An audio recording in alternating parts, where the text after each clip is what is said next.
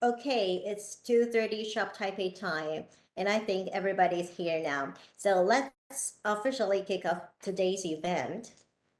Ladies and gentlemen, welcome to the Virtual Symposium, Museums as Polyphonic Spaces, Perspective from Asia Pacific and Beyond, organized by National Taiwan Museum in the collaboration with National Development Council of Taiwan and ICOM Northeast.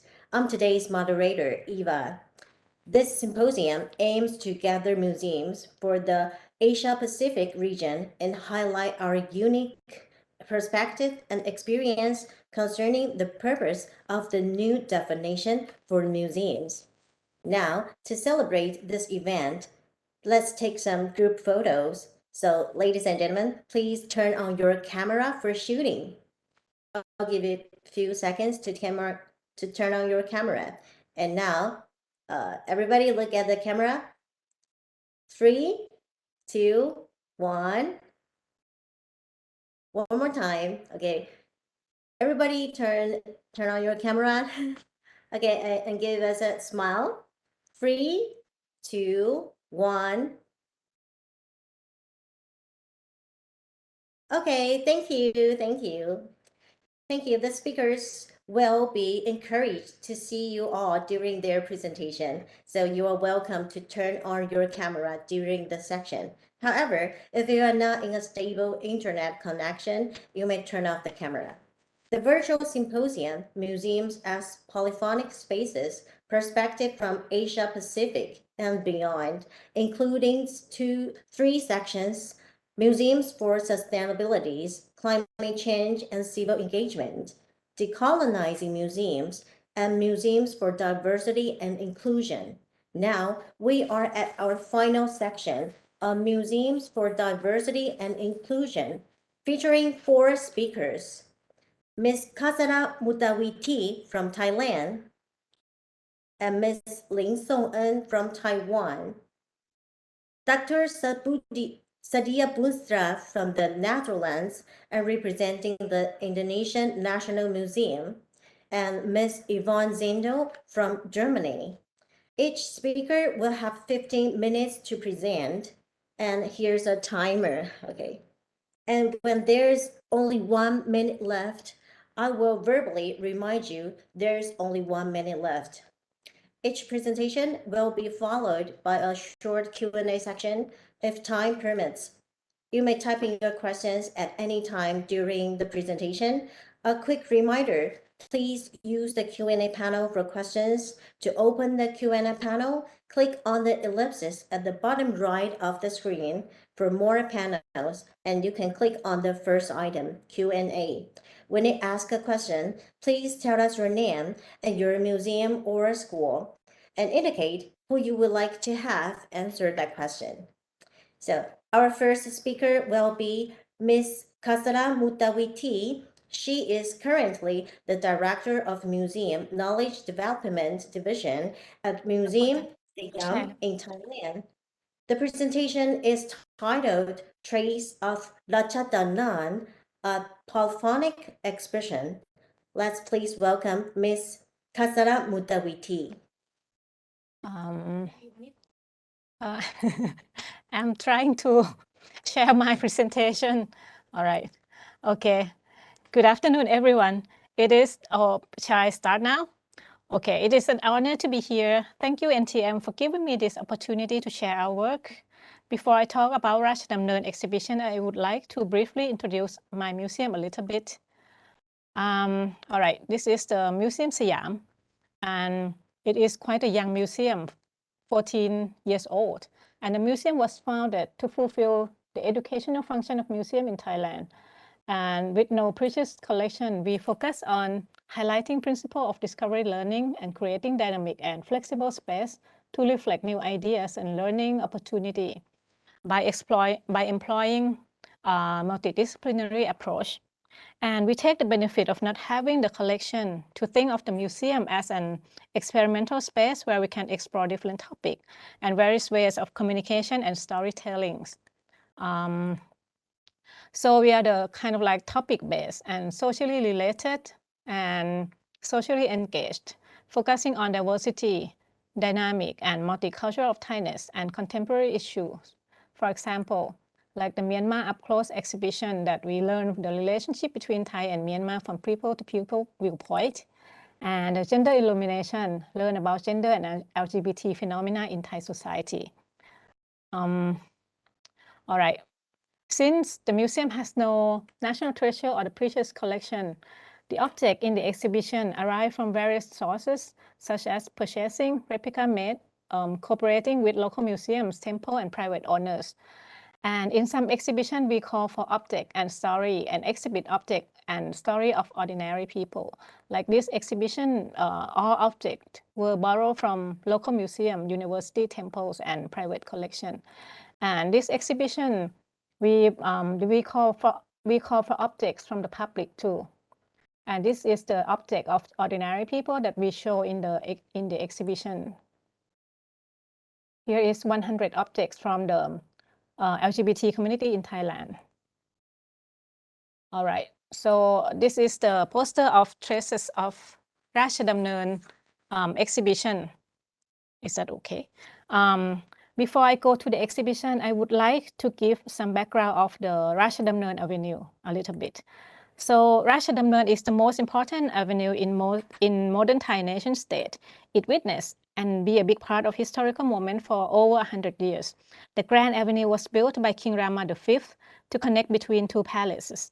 The name Ratchadamnern literally means the king walks, or properly translate is Royal Avenue.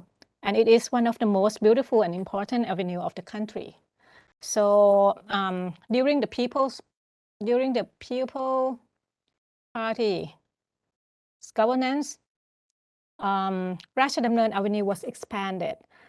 And since the People Party is from people, the government is from people, not from absolute monarchy, the Democracy Monument was built and become the landmark of the avenue. As you can see, the landmark of the avenue is the Democracy Monument. And during the Cold War, Ratchadamnern Avenue is Americanization. It has host cinema, theater, nightclub, restaurant, and five-star hotels. And it becomes most vibrant and central of modern Thai lifestyle.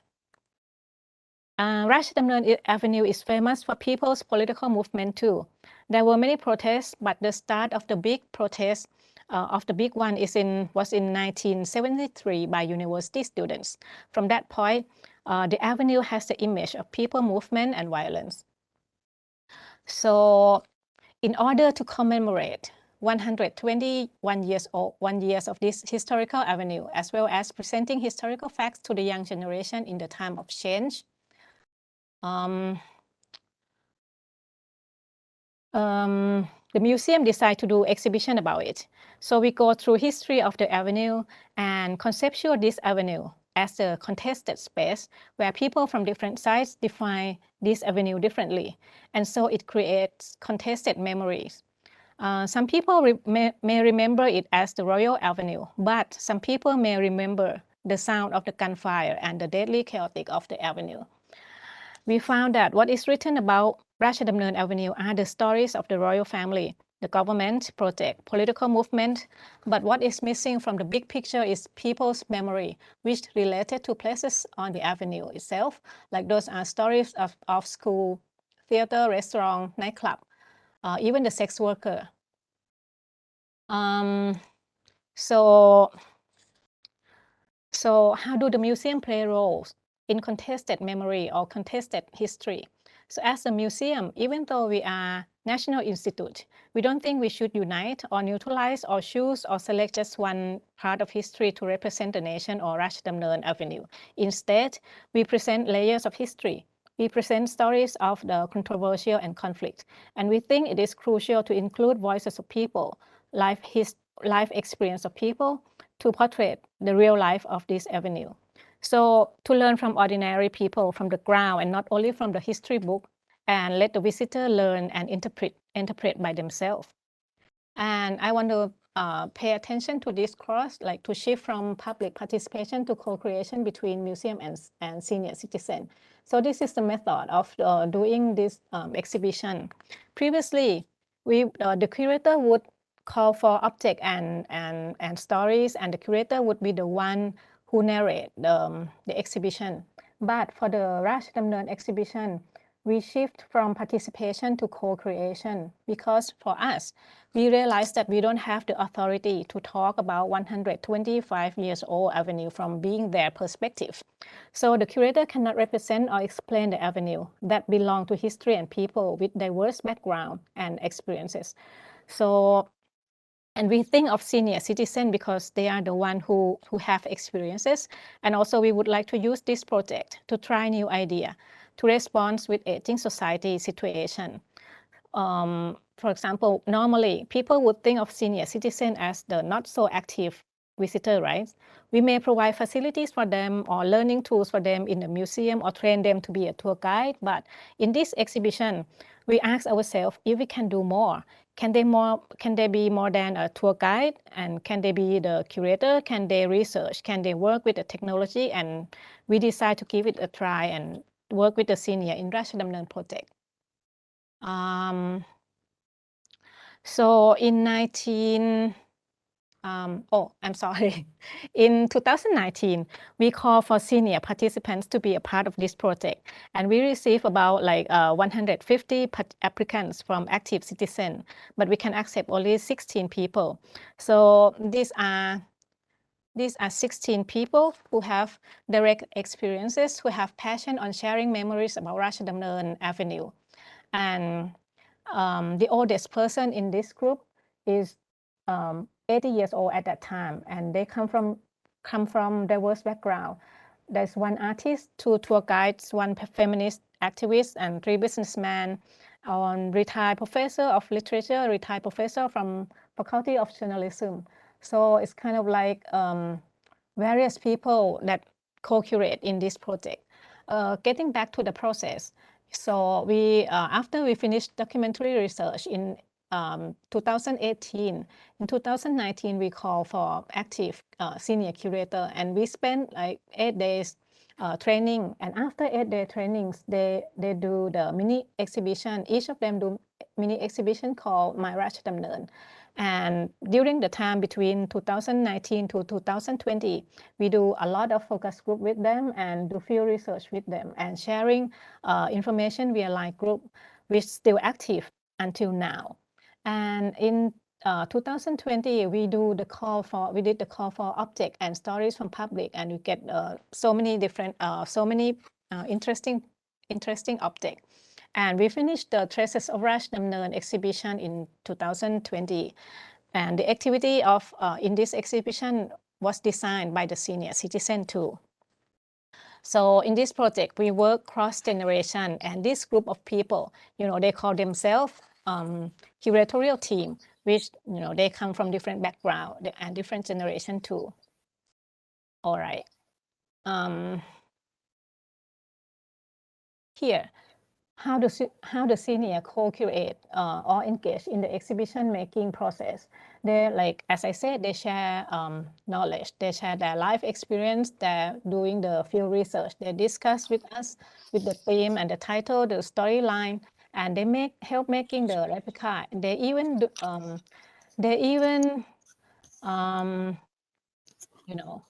do the painting and writing the book to show, and they even loan their window for us. They even write the timeline text for the exhibition for us. I mean, together we discuss a lot. Okay, here is the kind of like the part of the exhibition, which the venue is only 270 square meters. The design concept is very basic. We use the landmark of the avenue, the Rashidamnern Avenue, to be a storyline. The landmark that, okay, this is this is the Rashidamnern Avenue.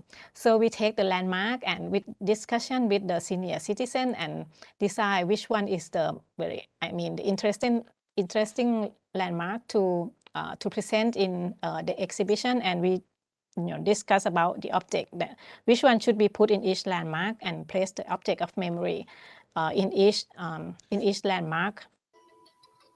And using the landmark of Rashidamnern Avenue as the storyline help people connect themselves with the exhibition easily. 燕君啊，是我有打去， because 我是 it 想请 relates 教你 to 一件 their 事情啊， experience 你 with 们 the real site. 因为我们馆里面 This help connect memory and experience of visitors from different generations too. There are so many visitors also share their memories with each landmark in the exhibition. For example, this is the Democracy Monument landmark, and we put like I think it is about like 30 objects from public over there, and that concern political movement. But in front of that is the object of memory from one of the senior curator. The story behind this is when he was young and he was in art school, he was very poor and he had no money to buy the material to paint. So he used dirt and dust and the leaf to make the painting. And he didn't paint for a long time until he engaged with this project. And he went back to the same spot and he used the same technique and paint the Ratchadamnern, the monument again. So this is like diverse kind of memory. Beside the landmark, another important part in the exhibition is the trail in the exhibition. There are 8 trails in the room that tell story of 8 people who have different background, different way of life, but all of them relate deeply with Ratchadamnern Avenue. One person was a young university student whose life changed because she participated with student movement in 1973, and now she is a feminist activist. And one person is the homeless who know every inch of the avenue, and walking in his shoes will make visitor get the glimpse of being a homeless. So visitor who interested in the trail can just do the QR code and download the file, listen and walk on each trail. And he or she will see Ratchadamnern landmark from the eye of the others. The purpose of doing trail is to have visitor learn with empathy. The result is interesting. Some people cry. Some students spend 3 hours with this trail, and many people share their feelings that they will never see the same avenue with the same feeling anymore after they listen to those stories. So whose voice were echoed in the exhibition? It is the voices of senior curators, the voice of common people in 8 trails, the voice of common people from the ground of Ratchadamnern, which plays equally with others. For example, this in the picture, if you see the yellow plastic chair, it is the real thing. It is not the chair to take the rest. It is the chair that we borrow from the sex worker at Ratchadamnern Avenue. I mean, the way she do his the way she work is she would sit on this chair on the street and at night, and the car park in front of her, and she goes with him. So she tells her story, and she give her voice in this exhibition, and she loaned her chair for us. So her story is like she complains a lot about the new development of the avenue that pushed her back to into the back of the street. And what else? And it's the voice of the visitor that echo a lot, because by that time that the exhibition was on, Thailand was in the kind of political conflict. So we receive kind of like the very loud voice of the young visitor that responds to the situation on Ratchadamnern Avenue. And what else? And the very low voice of the museum curator. So what does polyphonic exhibition means for us? Actually, it means for us, all voices are equal, and memory is no less important than history. And museums should take part to include the excluded, to listen to the unheard voices, and to take them equally, place them equally in order to create the critical conversation and to learn from differences. And the curator must be a good listener and learn with empathy, and turn to be facilitator for others in order to create a safe space for all creativities. In this case, the creativity of the senior people. And for us, the museum should be more humble to knowledge of differences and should not be the only voice in the exhibition. Okay, that's it. Thank you very much. Thank you very much. You are I think I'm raising the precise car. in time. Okay. Okay. So any questions from audience? เดี๋ยวไม่รู้จะยังแป๊บนึงเผื่อจะมีคนถาม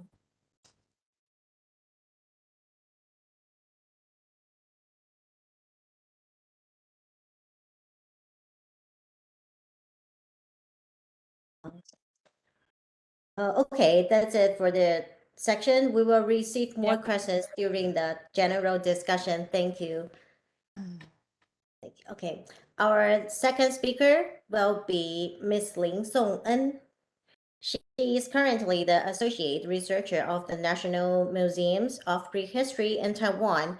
The topic of her presentation today is MMNs, the ever-evolving intangible entanglements between multicultural communities and museum.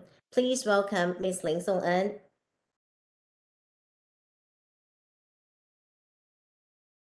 Is Ms. Ling Song-en there?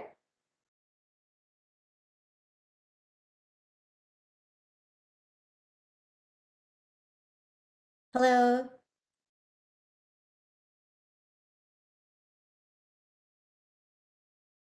Sorry, I cannot hear your voice.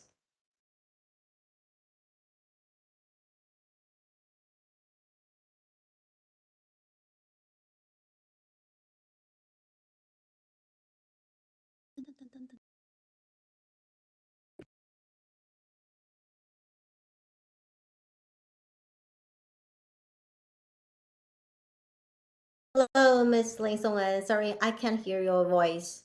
Maybe you can turn on your voice.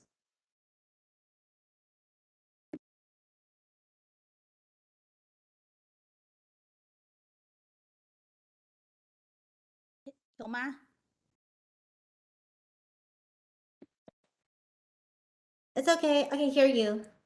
啊，可以了吗？哎，不好意思。 Sorry. 哦，好，不好意思，那请问有看到我的简报吗？ Can you see my slides? Yes. Thank you. 大家 Thank you, everyone. Hello, I'm Song En. I'm very happy to share with you this presentation. Now, I'm the associate researcher of the National Museum of Prehistory in Taiwan. Sadiah is my Beinan name, meaning singing songs. I really love singing songs with the young people in Beinan people. Actually, I'm not from an indigenous community, but I feel that it is a great pleasure to work with them. Just as this photo shows here, everyone just hold close hand in hand, and we have the power to move forward together. I work in Taitung.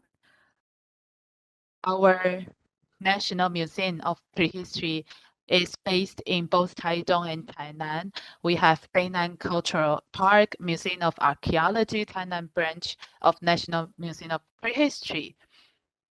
So Hualien, Pingtung, and Taitung are the hometowns of many indigenous communities. My work is really highly related to indigenous communities. Now, Taiwan has 23 million of population with only 2.48% of indigenous communities. And we find that there are many possibilities to work with communities. So this is my interpretation of NNM, museum and multicultures. So it is really colorful and the chocolate has many flavors. So people want to have chocolate very smoothly. They don't want to make their hands dirty. So how can we melt the chocolate in our mouth rather than our hands? So we really need to have more attempts and passion. in museum practices. So I feel that we can try to get closer to each other while maintaining our own personality. So we can work together from different perspectives. So actually, I can only share with you from my experiences, but I believe that there are different approaches because indigenous people in Taiwan have been changing because of colonization in terms of politics, society, and economy. So I am trying to seek for all kinds of possibilities. How can we increase the momentum through our collaboration and dialogue so that we can bring more possibilities and better future? The first example is in Hualien. We work with Chickasaw people to hold dialogues and forums. Around more than 100 years ago, the Japanese people came here to colonize Taiwan, and it still has the impact on indigenous communities. So many communities were forced to move from place to place in 1908 because of war. The Japanese people would like to kick them out of their land because they wanted to develop this land. This has brought a huge sorrow to the communities. Most of the elders are still too frightened and grievous to leave the memory to their generations. So many descendants don't even know they are from Chikashang. Now I'm going to share with you some stories to hold exhibitions about Chikashang because we didn't learn about Chikashang in our textbooks. And in 2008, the elders said they would really like to have an exhibition to talk about the Chikashang battle. They said they feel it's necessary to talk about Chikashang because the history was erased. We have to publish it and discuss the facts. At that time, I worked with two people, O and Dang Gi. They didn't know they were from Chikashang. They brought their mothers to do the translation, and until then, they found they actually from Chikashang. So they started to have more actions with more young people who knew that they were of the blood of Chikashang, including investigation of genealogy. After a decade, I asked Li Xing, who worked in a cultural objects museum, about what kind of thing that they would like to put on.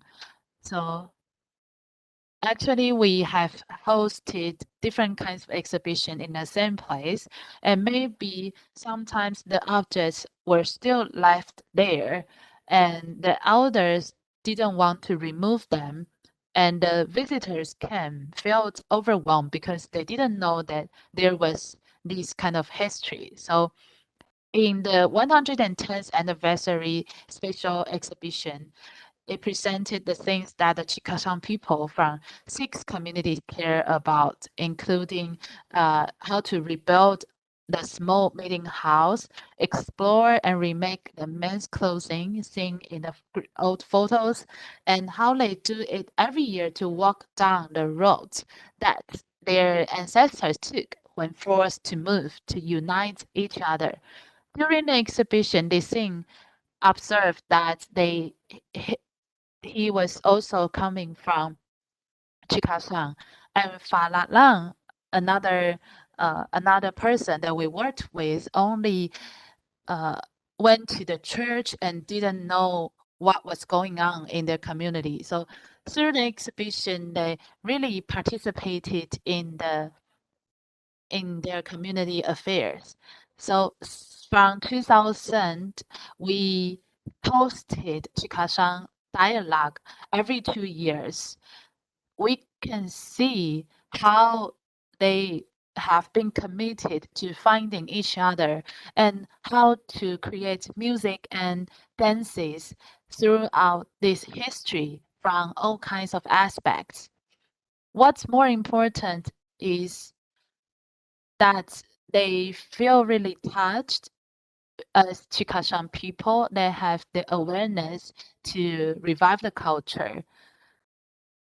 Whether it's hosting exhibition or having dialogues, they all bring us possibilities of a reunion.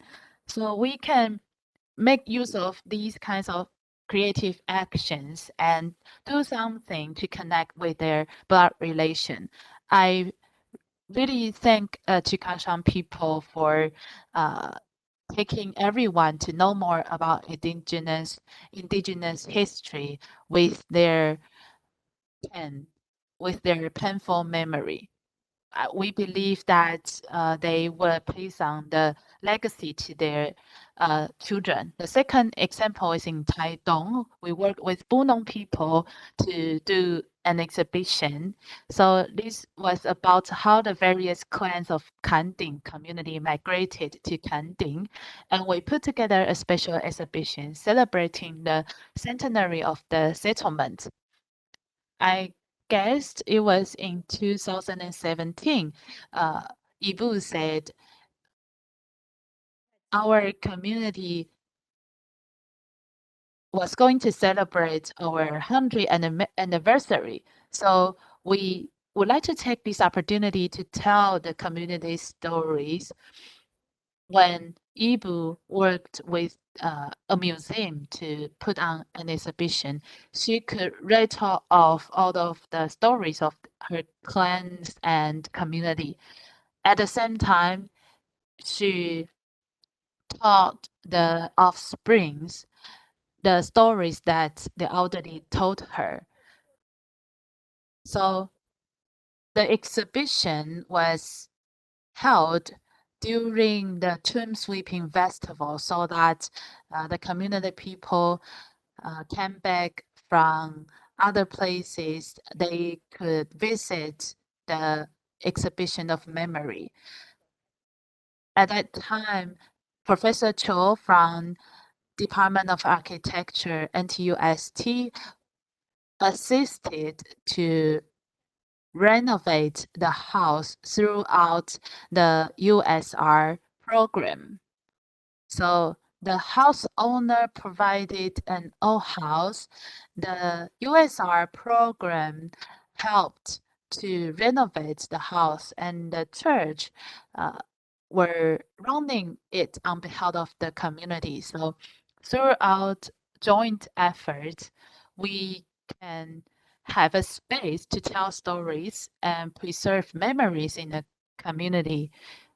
So here we have a small museum that can tell about the family and names of the local Bunong people, and it even later became part of the community tour to introduce the history of the local Bunong people.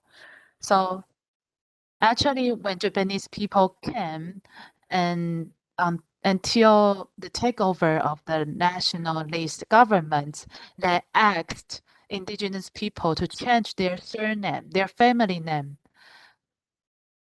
Because in the past, Bunong people would recognize the family name or clan name to identify their blood relation, to see if they could marry each other or if they are in allyship. If they cannot marry each other, then if they do, they will break a taboo. But after they used the Japanese surname or Han surname, because the government officials didn't know these traditions, these customs. So they would just assign random family names to these indigenous people. And this, to some extent, disrupted the custom of intermarriage and also caused the original clan to be disconnected because of different Han surnames. The third example is in Pingdong. We worked with a lot of Taiwan people to hold a cultural and history workshop and teach the participant to do field writing. I was thinking how we could gather together everyone and write down something about their history and community. So I found that after several years, holding workshop and publishing paper are the best way to achieve learning while doing. So in these 2 years, we organized some cultural and history workshops, and we tried to guide everyone to bring up some issues they would like to explore. In this process, it's quite tough because you have to collect and sort out data and then put it down in paragraphs. Actually, many issues are something that these people really care about and hard to handle and process. So this is also about a life issue. So one of them is Gadaves, is one of our students in the workshop. So she wanted to discover how the work of Polygav done. Polygav was the wise man who could communicate with the spirits. So she said after knowing us, she knew what to do. So after that, she just took on the job of polyglot, which is the wise man of who communicate with spirits. So the next student is Paulette. Her parents and relatives were moving to the city for better opportunities. So she also tried to figure out how they could go back to the community and recorded all of the life moments. And the next one is Lavu Lavu. As a descendant of the major Khan, she was the first child in the family to see the sun. She has the responsibility to take over the traditional leadership position. However, after her mother turned to a Western religion, she simplified some of the ceremonies. So as a traditional leader, she didn't know how to speak indigenous language. She didn't know how to do rituals, didn't understand the history and culture, but she didn't want to give up. She would like to work harder to pass on their knowledge. And it was lucky that she could find some resources and help her with the revitalization. So this is something I would like to share with you. I will stop here. If I have more time, I will come to my conclusion. Thank you. There's any question from audience? Okay, that's it for the short for the section, and we will receive more questions during the general discussion. Thank you, Ms. Ling Song, and thank you for a wonderful presentation. And let's move on to our third speaker, will be Dr. Sadiah BOONSTRA from the Netherlands and Indonesian National Museum. She currently works at the transition team for Indonesian Agency for Museums and Cultural Heritage as head of collections and curatorial. Her presentation is titled Representing Diversity and Inclusion in Indonesian Museums, Dilemmas and Considerations. Please welcome. Thank you so much, Eva. Thank you for this lovely introduction. I just want to clarify one thing, that I'm speaking to you from Indonesia, from Jakarta, and indeed as a member of the transition team that works with the Indonesian Ministry of Education, Culture, Research and Technology on the formation of the Indonesian Agency for Museums and Cultural Heritage. Next slide. So this new body is an organization in transition, as it will merge Indonesian museums and heritage sites under one umbrella to facilitate the professionalization of the museum and heritage field in Indonesia. Next. This new agency will come to include the National Museum Indonesia and the National Gallery Indonesia, as well as other museums and sites of cultural heritage, such as Borobudur and Sangiran. And the national scope of this new organization requires the transition team to rethink the role and position of the museum in Indonesian society. So today, I would like to share some of our thoughts with you, but also some of the questions and dilemmas that we are facing with regards to the representation of diversity and inclusivity in the Indonesian context. Next. I think it is widely known that the Indonesian archipelago is really diverse. Even Indonesia's national motto, Bhinneka Tunggal Ika, or Unity in Diversity, refers to the variety of the country's composition.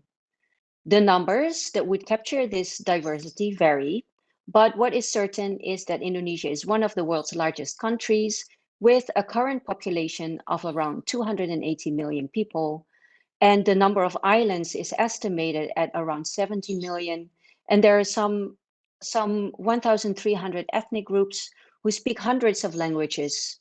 So this gives you a bit of an impression of how diverse Indonesia is and the dilemmas that we are facing. Next. So I would like to think with you through a number of issues. In the context of Indonesia, what does diversity mean? What are its roots and how did it come into existence? And also, how does this relate to the museum? Secondly, I would like to think about the idea of inclusivity and representation. How can we represent diversity? And is inclusivity truly a way out? And thirdly, how can we overcome the dilemmas? Next.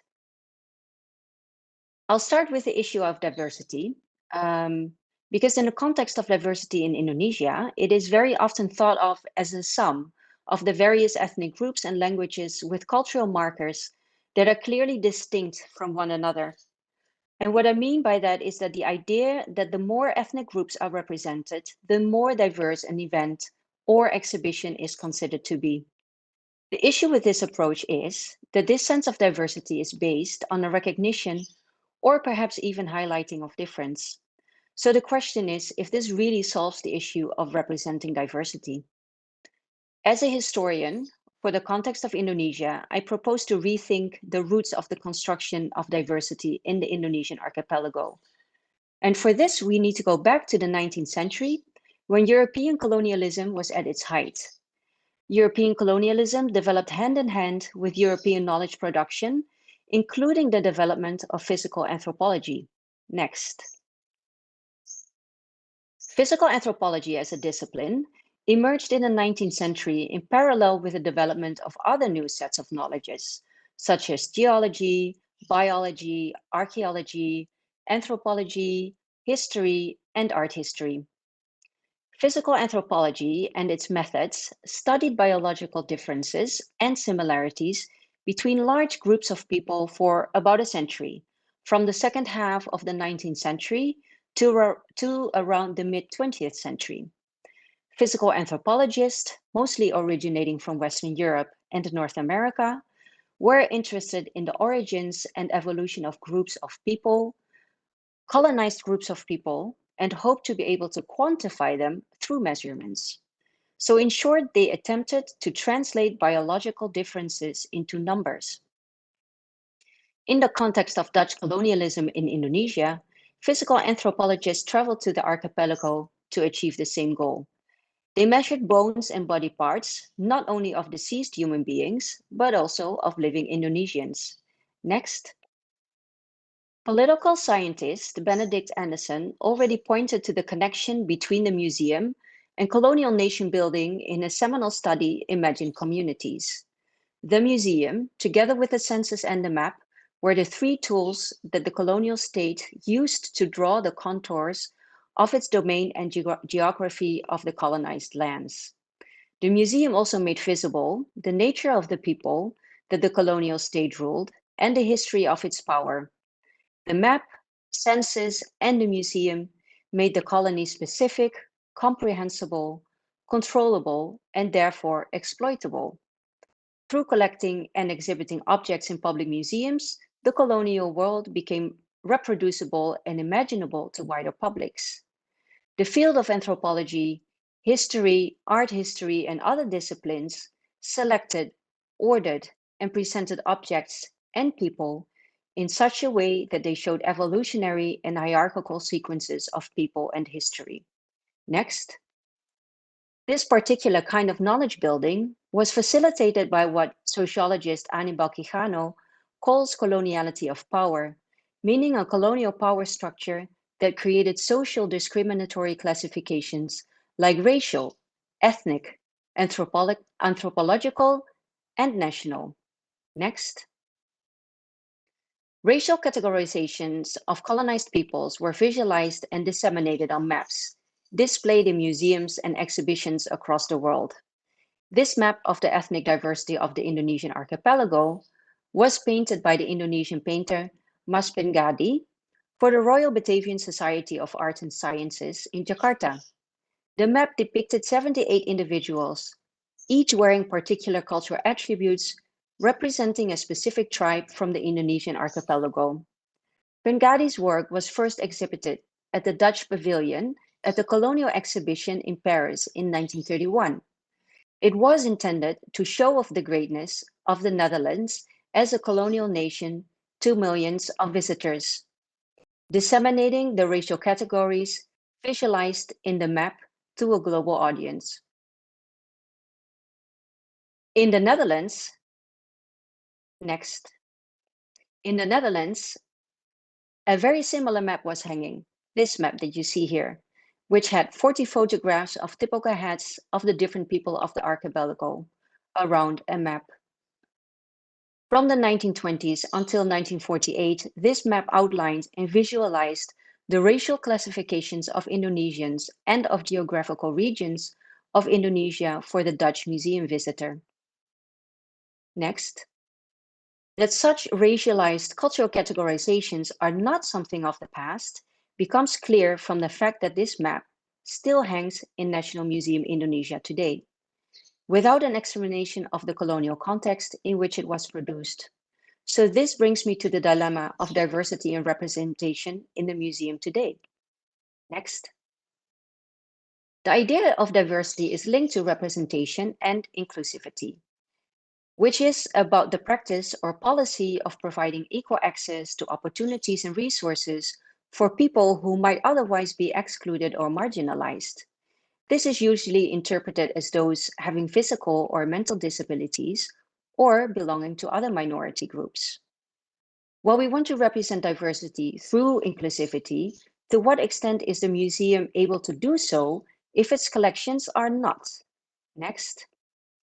For example, the collection of National Museum Indonesia was founded as a colonial museum, and therefore the makeup of the collection is therefore very similar to cultural historical collections in museums that were founded as colonial museums in the Netherlands or elsewhere in Europe.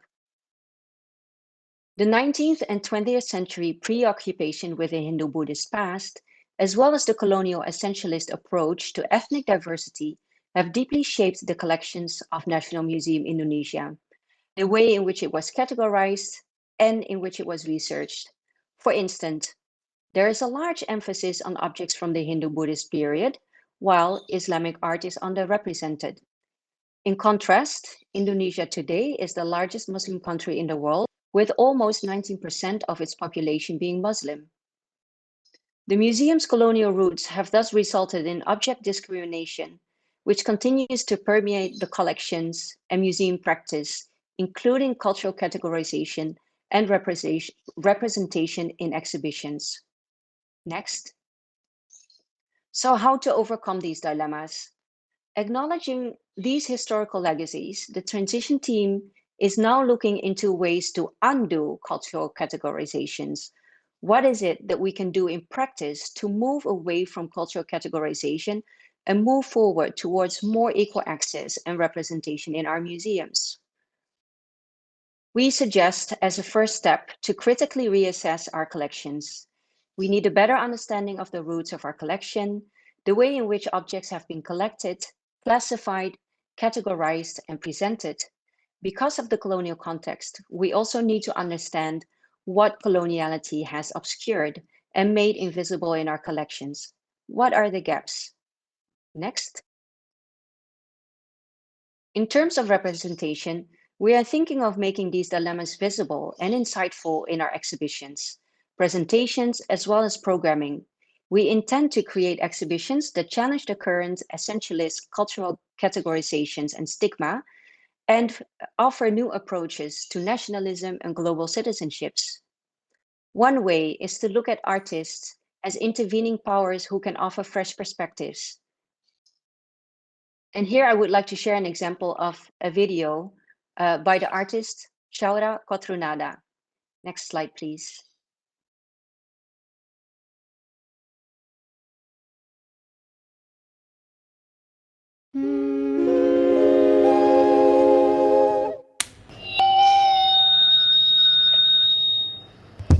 Setelah ribuan dan jutaan tubuh terkoleksi, akhirnya para pedagang menyadari bahwa bentuk fisik paling murni dari manusia tidak akan pernah bisa ditemukan sampai kapanpun. This work shows colonial archival materials from the Netherlands and the Papua New Guinea reels from the 1950s. What Shaura does is she juxtaposes the methods of physical anthropology with the customs of Indonesians that have been practiced on. In the video work, Shaura also points out that physical anthropologists never found proof for their racial categorizations, and she offers a solution for the future, suggesting perhaps it's time for them, the former colonizer, to start an even dialogue, as well as all of us will die and become soil at the end. So by using artistic interventions, we might be able to offer fresh perspectives to the collections and our presentations. Our third strategy that you see here is we propose that we would look into naming it and calling it out. We intend to involve communities through co-curation and community curation to establish collaborative movements and open discussions about representation. To really start discussions around ideas of inclusivity, what should it mean in the context of Indonesia? What does exclusivity mean in the context of Indonesia? As well as representation in dialogue with marginalized and underrepresented communities. We are looking forward to create space and a platform. As we are still in the process of transformation, there is still a lot of work to do for me and my colleagues. And unfortunately, I don't have a lot of any confirmed answers yet to any of these questions that I just raised. But for now, this is what I would like to share with you. So thank you very much for your attention. Thank you for your wonderful presentation. Thank you. Let's move on to our fourth speakers will be Ms. Yvonne ZINDEL. She's currently work as a curator and art mediator in Germany, involved several projects at the Humboldt Forum. The topic of her presentation today is who is taking whom about whom and whose voice is missing. Please welcome Ms. ZINDEL.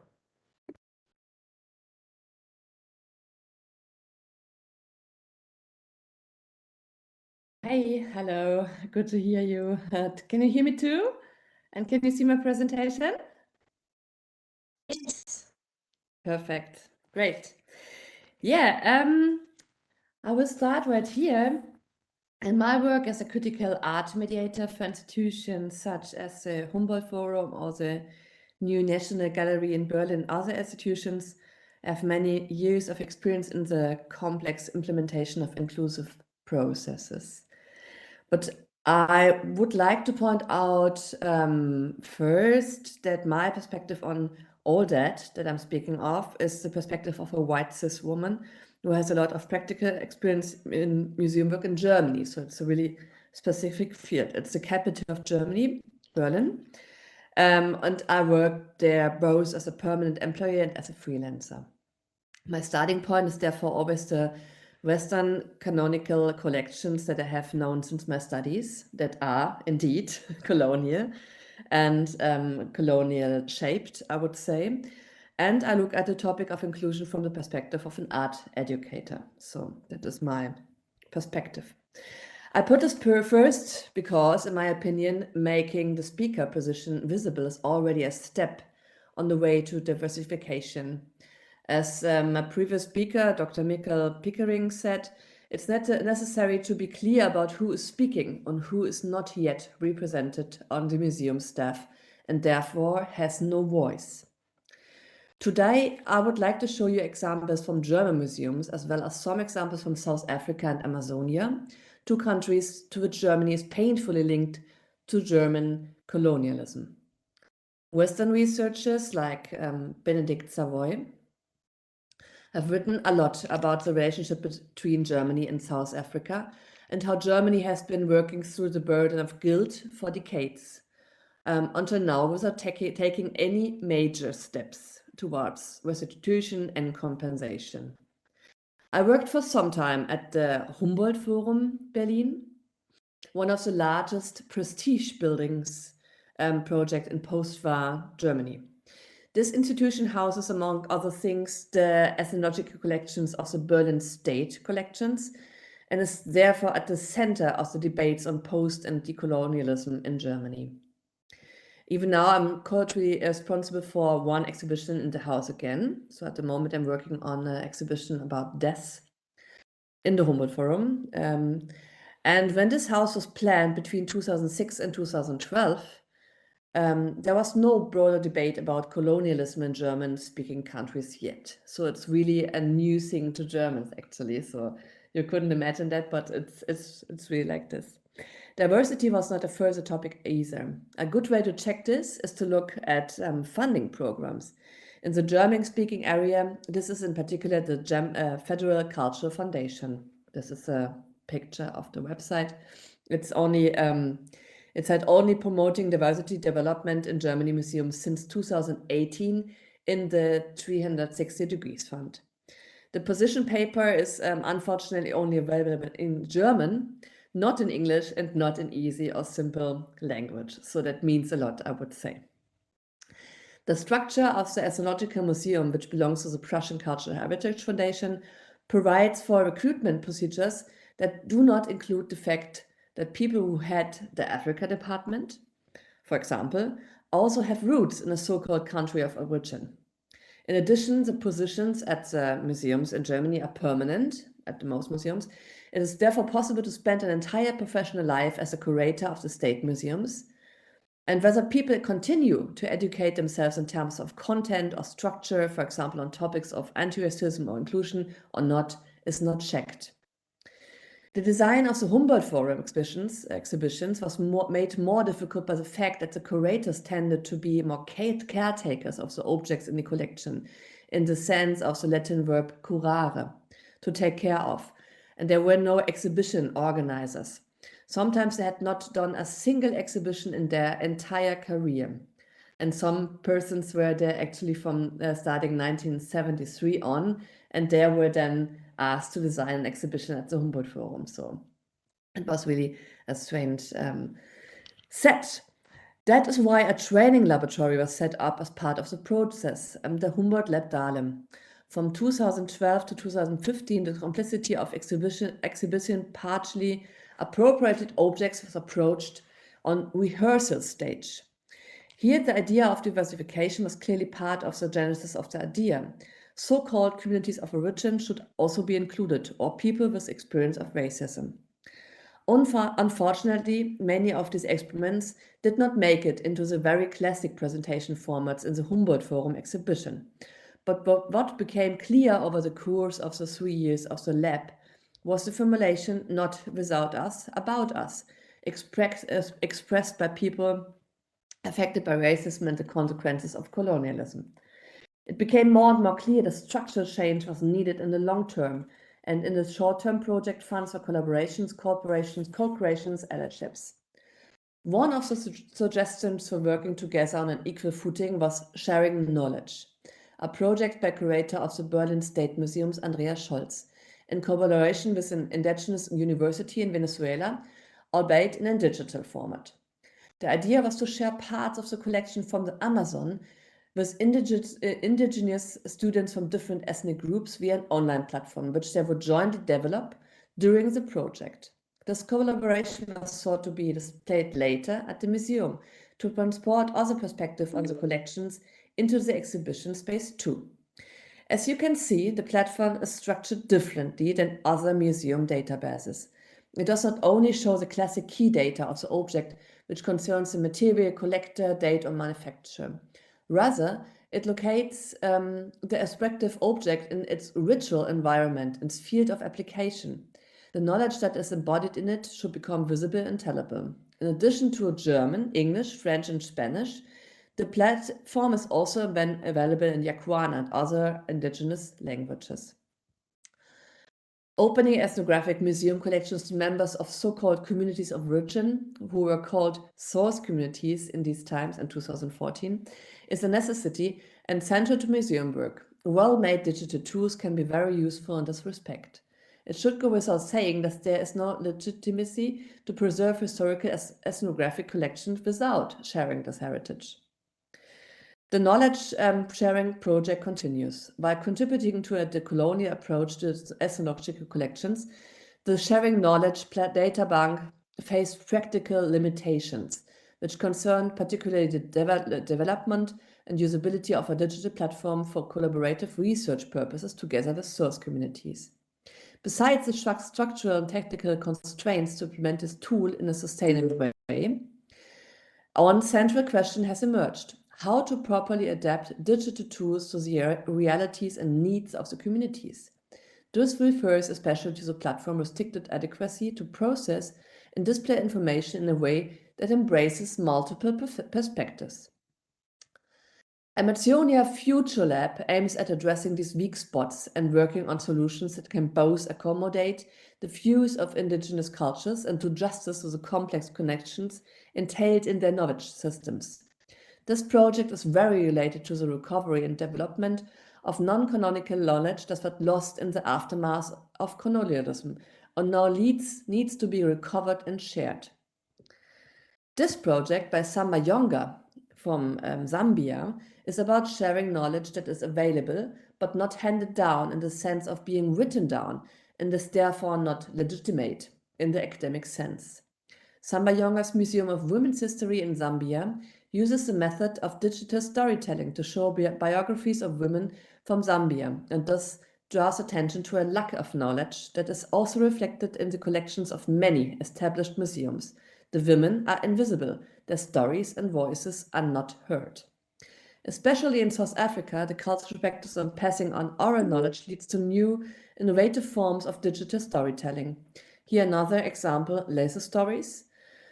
This approach, in turn, has an impact of the representation of collections from African countries in Germany. After all, the curators who are learning cannot retreat behind their knowledge. Here is another recently launched example, Digital Benin, a project of 131 collections in Europe, America, and Africa, shows knowledge that scientists from Germany, England, USA, and Benin have amassed. This project here is a little different. It works less with communities and more with the task of preserving knowledge that is already almost lost. 300 years of Haku Kung Fu tries to make the intangible knowledge of Kung Fu that is embodied in the old Kung Fu masters accessible to a wide audience by digital means. In collaboration with the International Goshu Association Hong Kong, This project undertakes extensive data capture to document this form of intangible cultural heritage and thereby creates a multi-perspective digital Hsu-Wen archive. You see here two different approaches. For example, the reactor installation shows motion captures in 3D from different points of view to analyze and archive to indicate dynamics of co-performances. And then you can see the pose-matching installation where viewers try to position their own body to match the poses provided by a Kung Fu performer. Such presentations in digital space can achieve, at least I think so, that museums of the future invite a wide variety of people to contribute their personal stories to objects and let experts who themselves have racist or discriminated experiences make their critical comments an important part of the exhibition. One example how the digital could shape analog representations. This object label strip was offered to the Humboldt Forum Berlin in 2017 as an open design. Instead of an object label on the wall that assigns alleged facts to the respective object, year, collector, material, the museum would have admitted that object biographies change, are fluid, and can be viewed from different and multiple perspectives. The museum would have had the opportunity here to relinquish power. Yeah, I know. I'm finished in 1 minute. And so Could you enlarge your screen? Could you enlarge your presentation? Yeah. It's not big enough. Like this? Yes, thank you. Yeah. Thank you. Okay. Thank you so much. Sorry. You could have said something earlier, so I just sorry. Yeah, when I worked in the Humboldt Forum in 2017, tried to make this tool the standard for object descriptions in the exhibition. This was unthinkable. Since then, thinking in Germany has changed, partly due to the various teams that often work on digital projects. There are still often tokens and not really deeply sustainable structural changes, but things are getting better. It is possible that digital experimental spaces will contribute to sustainable thinking in the direction of diversity. The implication of other forms of knowledge and the acknowledgement that there may be not factual knowledge about objects will also change the structure of the museum staff in the long term. I am convinced of that. In particular, the fact that a more diverse pool of people can work with digital tool changes the mindset and hiring policy in the long run. And that's where I end. Yeah, I'm really sorry. I didn't see that you can't see the presentation in a bigger size. So thank you so much. Okay, thank you, Ms. ZINDEL. Thank you for a wonderful presentation. And we have heard all the panelists about their fantastic examples. Thanks to all the speakers for your wonderful presentation and professional insights.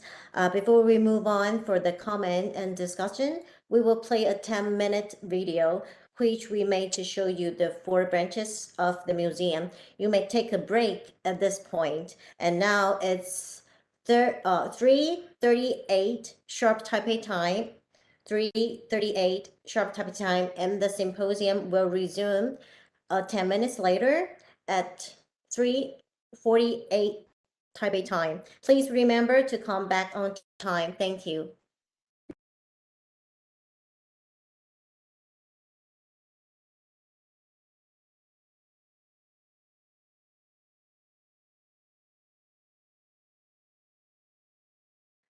Okay, it's 3:50 Taipei time. Ladies and gentlemen, welcome back. Next on the agenda is the comment section. In this section, Mr. Ralf, Čeplak, Mencin, and Ms. Emily Yuan will each give a 10-minute commentary. After that, we will have a 20-minute general discussion section to receive questions and thoughts. Please feel free to type in your questions at any time, but do not forget to use the Q&A panel for questions. So let's welcome our first commentator is Mr. Ralf Čeplak Mencin from Slovenia. He is the chair of ICOM ICME. Please welcome. Hello everyone. I am very happy and very glad and very thankful that you invited me to this very interesting conference, and I really enjoyed it. I must say that the 4 papers, of course, they were different, but in many ways they showed the contemporary attitude of the museums, and I can talk more about ethnographic museums, which I'm chair, as you said, of ICME, which is the International ICOM organization for ethnographic museums. Well, I would like first to say something about 4 interesting projects which are going on, or they were going on in Europe. In the last decade, some of the European ethnographic museums joined very interesting projects funded by the European Union. I will talk about these projects because they are quite intertwined or very close to the papers we were listening to. Well, the first project was README, European Network of Diasporas, Associations and Ethnographic Museums. It was going on from November 2007 to October 2010. The activity program of this pilot project aimed at promoting through ethnographic museums and diasporas a new relation to the other, which inspired a societal reflection in a multicultural Europe. Within the first phase of the README project, 3 scientific workshops have been held in Stockholm, Paris, and Rome, and they resulted in the organization of a symposium in the Africa Museum of Tervuren and the final publication. And then the next one was called RIME, International Network of Ethnographic Museums, which went on from November 2008 to October 2013. 10 European ethnography museums united their experiences to organize scientific workshops on societal questions related to the perception of populations of other continents and focusing on 2 major themes, modernity and first encounters, themes that were the guidelines of all activities and productions of the project, exhibition, symposia, spectacle publications. The teams of professionals and scientists of the partner museums concentrated on the constitution of an international network of ethnography museums, inviting for this purpose other researchers to collaborate in the elaboration of the conditions to guarantee an enduring process and the necessary statutes. The third project was called Switch, Sharing a World of Inclusion, Creativity, Heritage. 10 European partner museums reflected current issues concerning the role of ethnographic museums within an increasingly differentiated European society. The EU-funded project duration was from October 2014 to September 2018, was based on the results of 2 earlier projects, Ethnography Museums and World Cultures, RIME, and README 1 and 2, which dealt with the future of ethnographic museums. The focus of Switch lied on central concern of visionary ethnographic museum practice within the context of a post-migrant society. The project aimed at increasing the role and visibility of ethnography and world cultures museums as centers of cultural encounters, open discourse, creative innovation, and knowledge production based on transnational and international collaborations. Globalization and migration contribute to a diversification of European society. Thus, multiple cultural identities increasingly characterize its citizens. Ethnographic museums must reflect such new circumstances and recontextualize their collections that catalog the diversity of world cultures in the light of such global and transnational changes. Well, all about this was spoken by Ms. Yvonne ZINDEL and Dr. Sadiah BOONSTRA.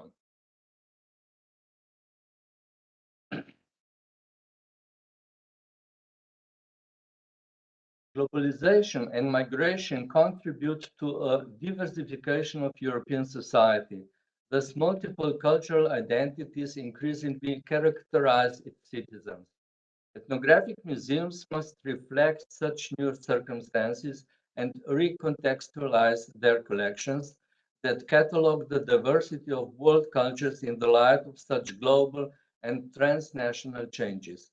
The partner museums worked on strategies for a future-oriented museum practice in a series of conferences, workshops, residencies, and cooperative exhibition formats. These settings served as platform for the discussion of future collecting strategies, the inclusion of contemporary art, and the relational role of ethnographic objects in the complex networks between originating societies and local diaspora communities. Furthermore, the significance of new digital technologies as tools for cross-cultural cooperation were examined. Artists, scholars, and members of descendant communities were invited for residencies.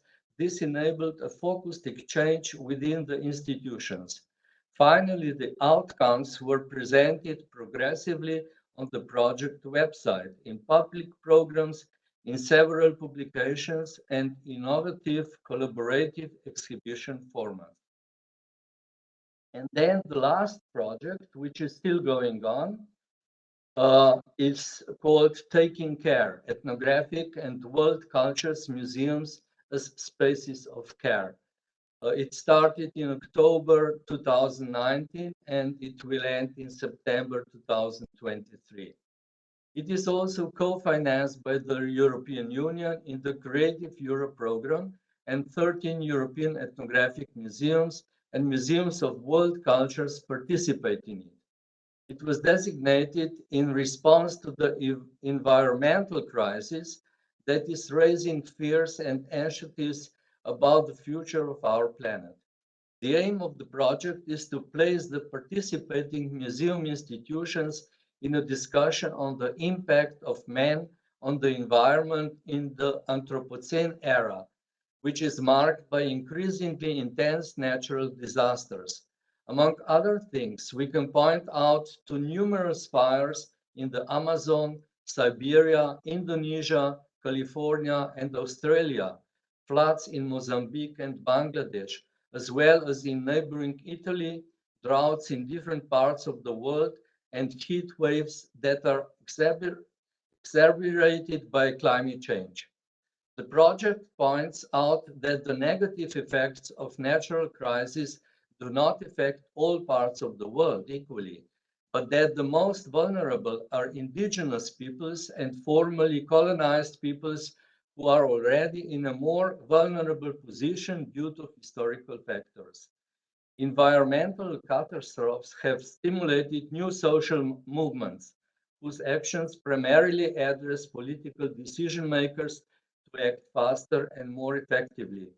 The project is addressing the interrelated crises that mark our time: climate change, anti-immigration, racism, and xenophobic nationalism. We put ecological knowledge from non-European collections at the forefront, with a special focus on the preservation of these objects and the relationship with the people who are the bearers of this heritage. Project activities focus on the concept of care, which means every action that contributes to the preservation of our planet with the aim of the good life of all living beings.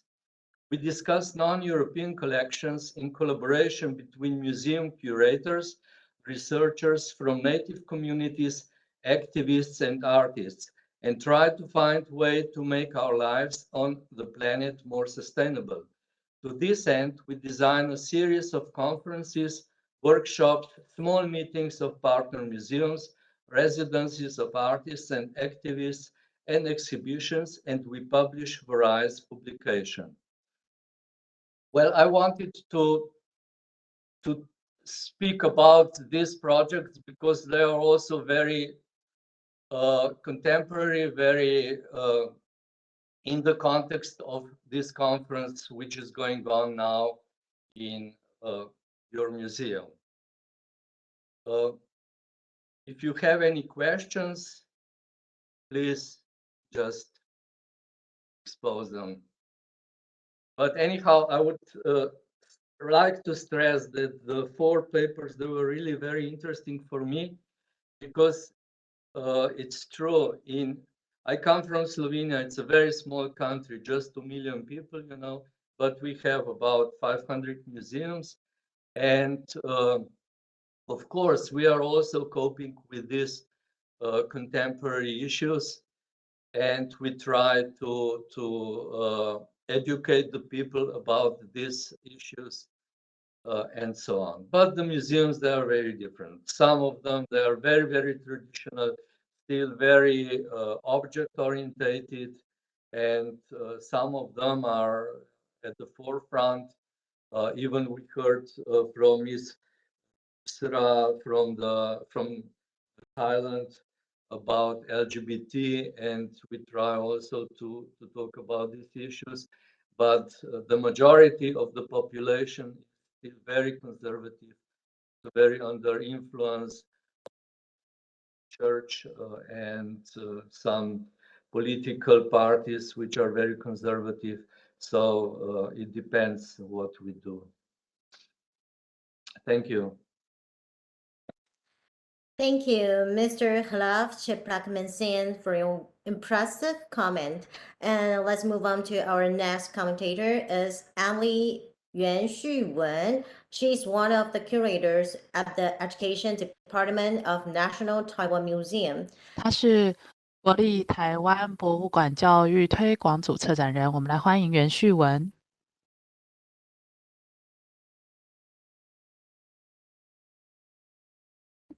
Sorry, I cannot hear you.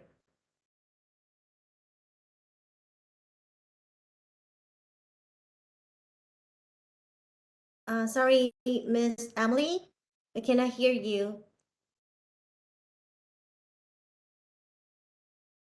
Let me see. Okay, we can hear you. Okay, is it, can you hear now? Yeah. Yes, we can hear you. Okay, so should I start now? Okay. Yeah, if the voice is not very clear, please please do let me know.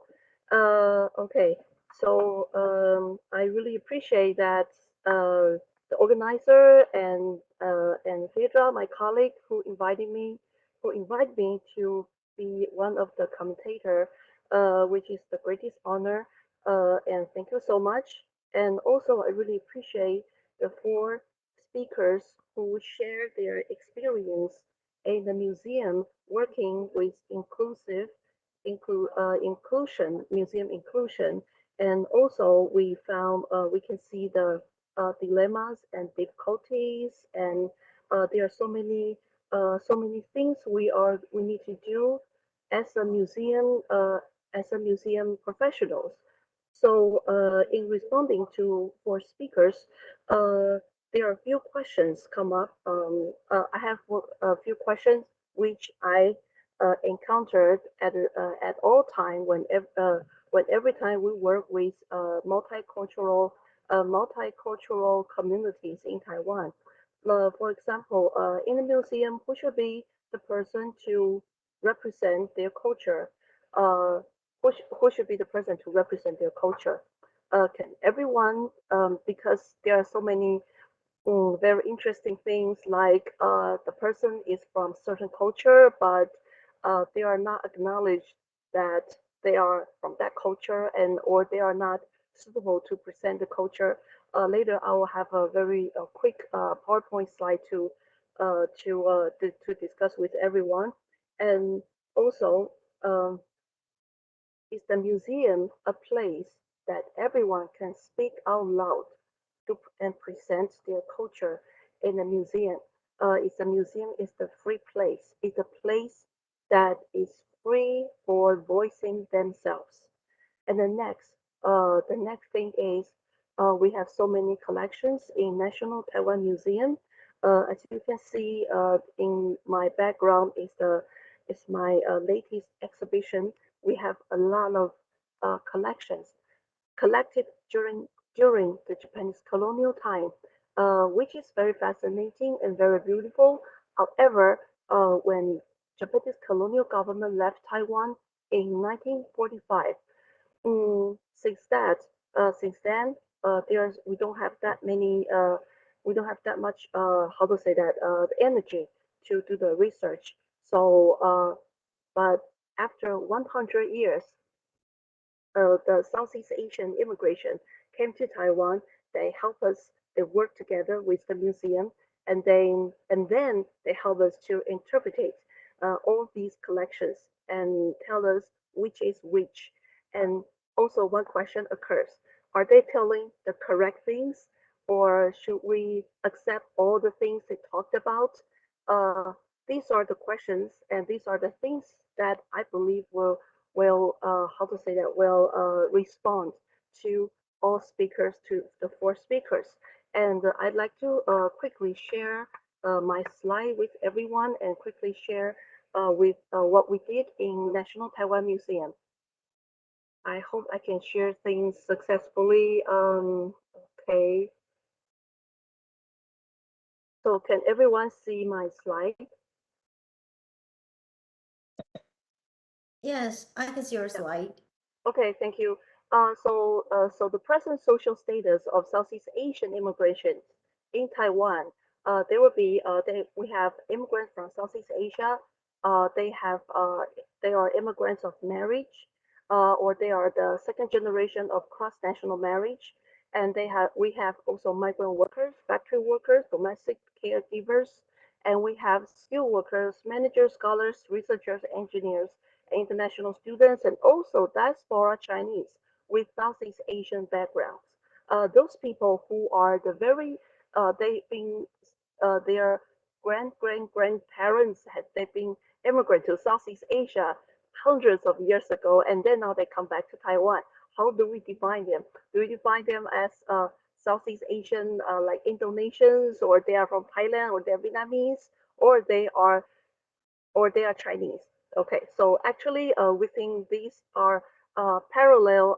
There's a co-identity. They should be a dual identity. They should be coexist. Okay, so with all these numbers, we know that in Taiwan, in every 20 people, there will be one person that has the potential cultural background or cultural identity of Southeast Asia. So how do we work with international, how do we work with migration communities, with the museum? If we don't understand their language and they don't understand the Mandarin that much, how can we collaborate successfully or efficiently? So we build up connections with migration communities. How? Here we recruit immigrants and provide museum tour in their native language, and we recruit immigrants who has very good Mandarin abilities, and we train them to become museum docents, and they provide museum tour in their native languages to the people from their hometown. Why is this important?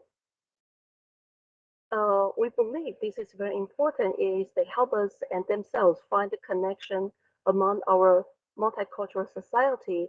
And we also want to create intercultural skills, including understanding multi-identities and perspectives and challenging. And we want to challenge the stereotype as long as we understand each other through the language or really understand the culture, then we can lessen the stereotypes in the society. And also to talk directly to the visitors' hearts with their native languages. If we want to talk to a person, we talk directly to their hearts, we use their native language. And we enhance integration. And the integration here is not, it doesn't mean we want everyone to become very fluent in Taiwanese, or they remember every detail of Taiwanese culture. Instead, we want the Taiwanese people and the immigrants from Southeast Asia. We can understand each other. You know my culture, I know your culture better, and then as long as we understand each other better, then we can collaborate better.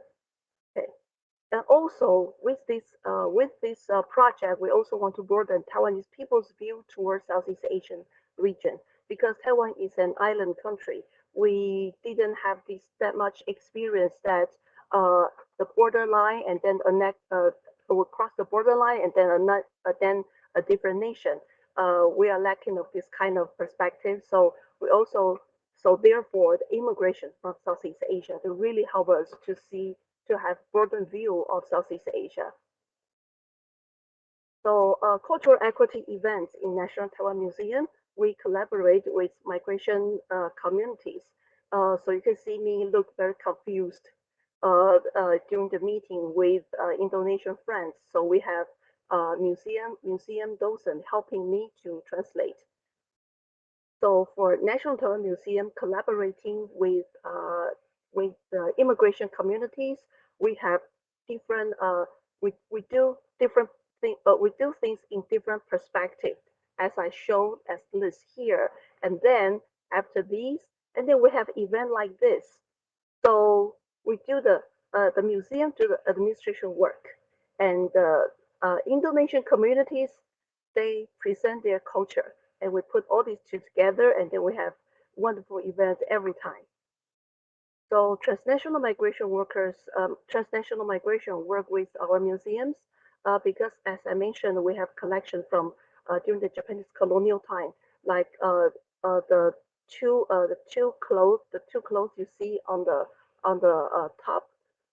That's Barong Tagalog from the Philippines, and then we have on the bottom part we have the Wayang Klitik from Java Timor, and we also have Wayang Wong performers, and then we have Angklong, and these are the collection, not the people as collection. I mean the objects. Okay, the Wayang and the Angklong.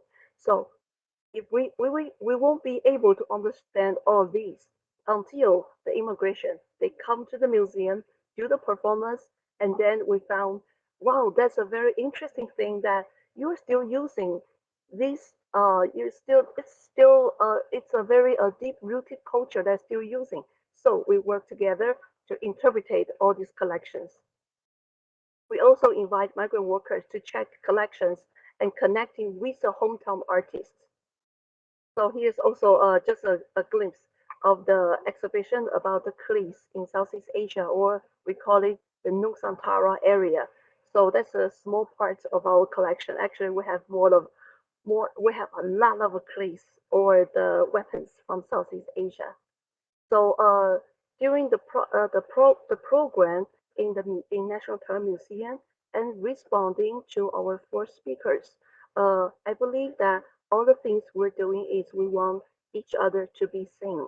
So there are so many things, so many ways, and actually it's a long way that we need to work on it. So that's my reflection towards four speakers and a little introduction about what we are doing in National Taiwan Museum. Thank you very much. Thank you, Ms. Emily. This is the end of the comment section. Thank you, Mr. Ralf, Čeplak, Mencin, and Ms. Emily Yuan for your wonderful insights. We will now proceed to general discussion section, and you may type in your questions at the Q&A panel. To open the Q&A panel, click on the ellipsis at the bottom right of the screen for more panels and click on the first item. When you ask a question, please tell us your name or your museum and school and indicate who you would like to have answer that question. So here's the first question from audience, who is a curator of National Taiwan Museum, Ms. Guo Zhaoling. And that's what she say. Dear Kusra, thanks for sharing this great project. Comparing using museum objects in the exhibition, you took a very different approach by looking into the society. I'm very curious about how you decide a proper or potential topic to develop into a project like this.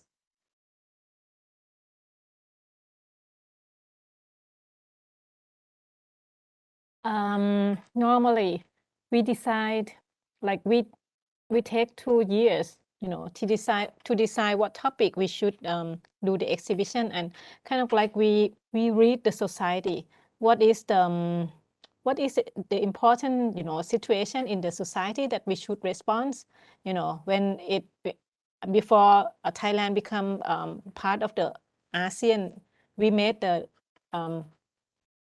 exhibition called Myanmar Up Close, to respond to the situation. So that's how we design. I mean, we read the society.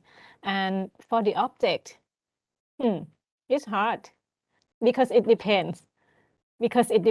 But I think we spend quite a lot of time with the source community to be able to decide which object. I mean, in case of the Myanmar approach, of the Myanmar Up Close, we spend quite a lot of time with the source community to be able to select the object. And with the Ratchadamnern Avenue, as I said, we kind of spent almost 2 years with the senior curators and with the people from the field, to be able to, to select the object that would represent, that would tell the story of the road in the kind of different dimension. Is that okay with you, Xiao Ling? Okay, thank you. And the next question I want to ask Ms. Ling Song-en. Since ICOM has published its new definition this August, what do you think of the new definition? And how will the new definition influence your work at the museum in your perspective?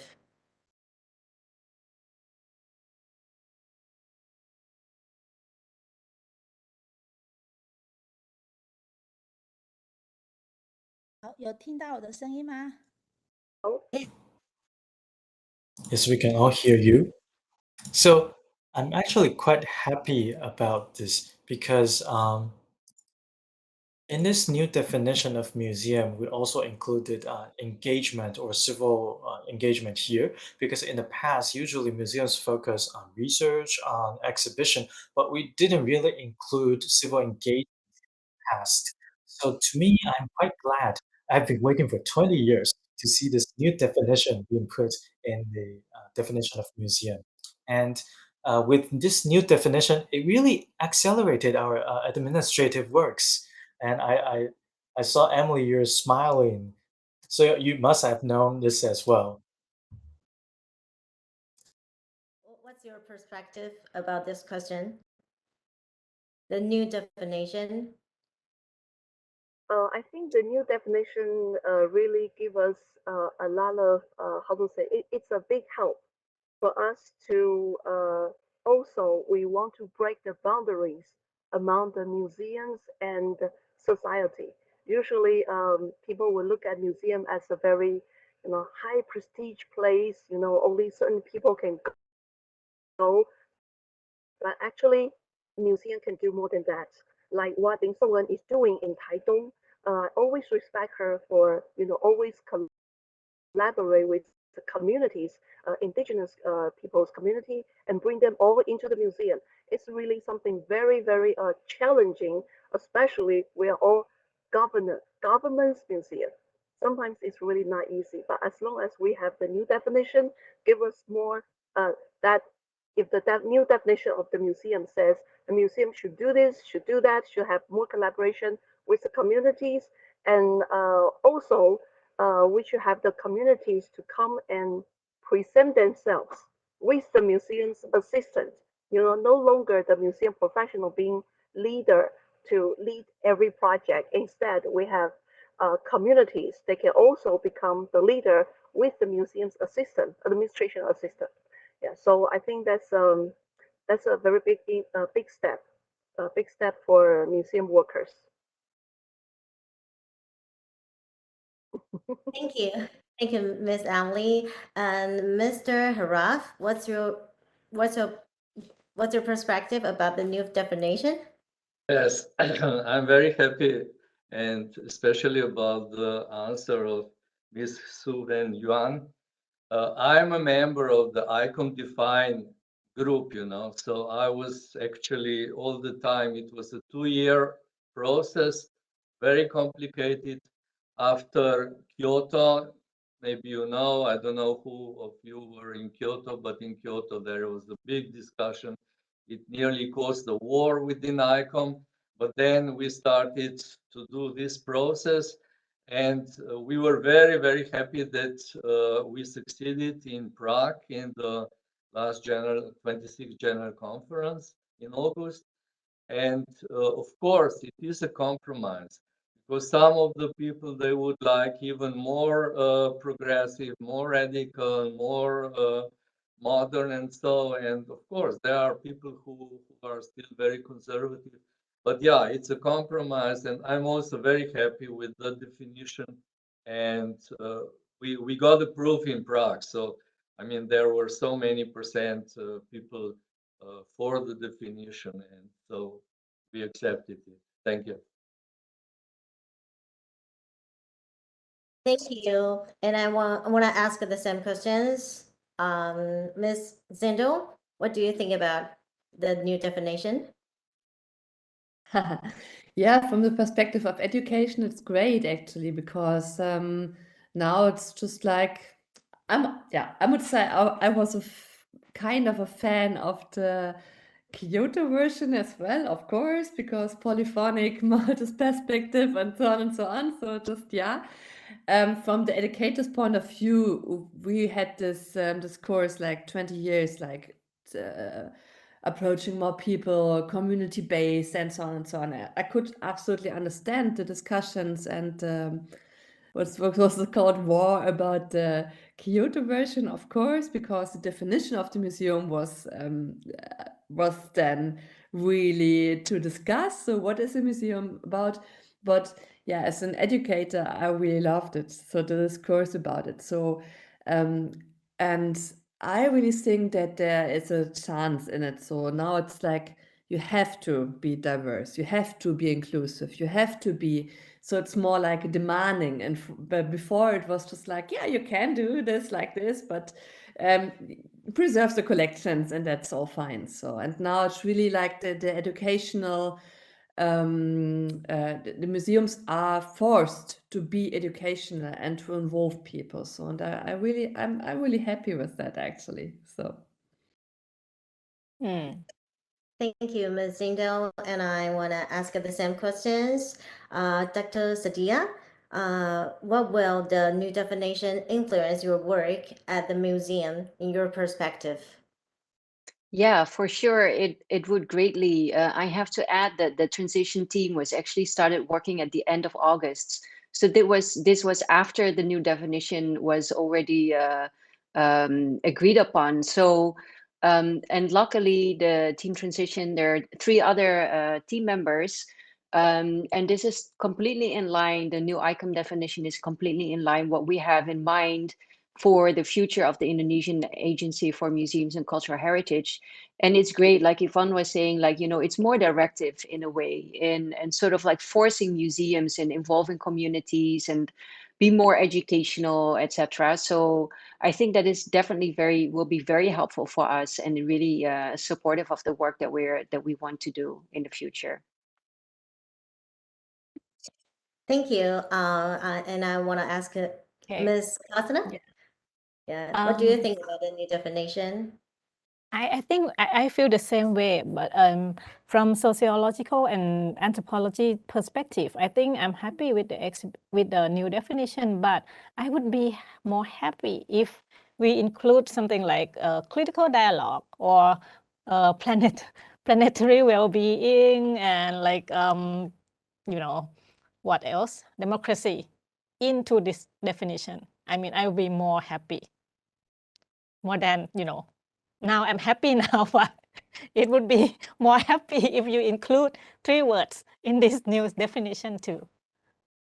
That's my opinion. Thank you. And here's the third question I want to ask all the commentators and all speakers. Would you like to share some of the most impressive feedback you received from your participants in your project concerning diversity and inclusion? Okay. Can Miss Emily Yuan be the first one to answer that question? Yes. For the most impressive feedback, because in Taiwan, used to be, sometimes I'm a little bit too aggressive, that I think there's a lot of stereotypes and prejudice from Taiwanese society when they look at the Southeast Asian friends. I think there is a very huge stereotypes. But however, the things we did in the museum that we have, for example, we have Hari Kemerdekaan, which is Indonesian National Day event in my museum, in National Taiwan Museum. On that day, the museum will be fully packed with Indonesians. And all the Taiwanese people, when they walk by, they'll be like, "What happened today?"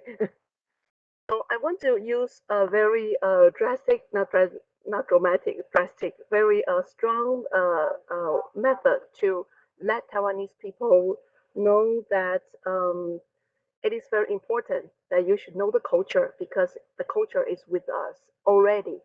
So in the beginning, of course, I got a lot of very negative response to me. But because I'm a government museum, so we are very brave to do a lot of things, such as all the things I mentioned in my commentary. And now on, we can receive a lot of positive feedback. Like the Taiwanese people, they'll be very appreciative to see the culture. We have the exhibition. A lot of the exhibition, a lot of the exhibits are from the Southeast Asia. We have from the Indonesia. We have Indonesian friend help us to do interpretation. And then a lot of Taiwanese people, they really love the culture, and they say the culture is so beautiful. And the Taiwanese people, they will say, since because we understand your culture more, we will appreciate your hard working in Taiwan, and we should coexist better. We should love each other more, or something like that. So I think that's how to say that the good feedbacks come back to me even slowly, but it's a positive. They are very positive. And I found one thing very interesting is that Southeast Asian friends in Taiwan, they are now so used to come to the museum. They won't be like 10 years ago, 10 years ago, they are so afraid of going into any museums in Taiwan. But now, at least in National Taiwan Museum, we can see Southeast Asian friends, they come to the museum freely, and they like to explore cultures and everything, even explore Taiwanese culture. So I think that is a very impressive change for me. I think that's a big change for me to see since we start the museum Blossom project, and we we work with the immigration communities, and things change slowly. That's worthwhile doing all the hard work. Yeah. Thank you, Miss Emily Ann, for sharing. And next one, would I invite Mr. Ralf to share the most impressive feedback about diversity and inclusion. Thank you. Well, in 2015, autumn 2015, there was a very big wave of refugees and migrants coming from Iraq, Afghanistan, Syria to Western Europe. And they crossed the border of Slovenia. And just in few months, about 500,000 people crossed Slovenia. And as I told you before, Slovenia has only 2 million people. And at first, they were shocked. And our museum made an exhibition very quickly. We also did some field work at these refugee centers. So then we made an exhibition, and the reflection was very different. Some of them, they were really praising it. They were happy that we made this exhibition, and also some of the people, they really helped the refugees. Although most of them, they went further, they crossed the borders and they went to Austria, Germany, and to Scandinavia, Sweden, Norway, and so on. Very, very few stayed in Slovenia. But it was the first time in my life, and of course, it was really the biggest migration since the Second World War. And the first time in my life, I could experience so diverse emotions of the people, of the Slovenes. Some of them, they were really embracing the people, helping them, try and understanding them, because they were fleeing their homes. I mean, in Syria, it was completely bombed, everything, disaster, as far as Afghanistan and Iraq. But on the other hand, there were also people who came who expressed their hatred, their prejudice, their stereotypes, and of course, they were also very critical to our exhibition. So I don't know, even today, you know, we are somehow very divided. And if you look Europe, some countries there, I mean, at that time, Hungary started to build a big wall on their borders, and even Slovenia started to build fence and so yeah, Europe today is very divided. There are some countries which are very, very hostile, and they would like to build a huge wall all over Europe, you know, and not let anyone into Europe. But on the other hand, some people, they know that it's also Europe's fault. I mean, the colonial powers, they came from Europe, you know, and they caused, as Sadiah BOONSTRA was talking before, and the other speakers, it started in centuries ago. So it's not just from today. Thank you, Mr. Ralf. Next one, I want to invite Ms. Ling Song-en to share the most impressive feedback that you have.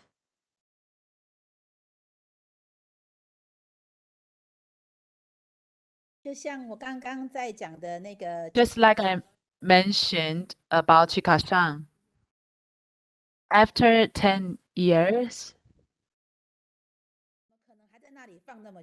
because I wondered how the exhibit could be left there for a long time. And the printing company owners even said that they didn't know that their product could last so long. So actually, I didn't mention my conclusion. I would like to say during the process, I saw the collaboration within the communities and among communities, and they didn't know their blood relation, but when they found out all knowledge about their culture and family, they really wanted to do something, to take actions, which really build up the momentum.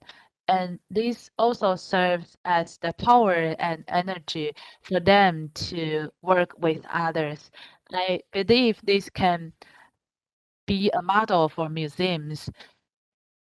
This is a kind of approach that the museum could adopt. So we find a lot of touching moments in this process.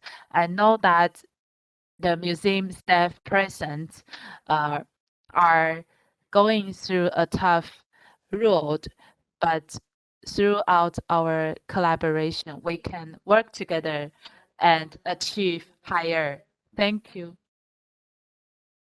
Special experience about the impressive feedback concerning diversity and inclusion.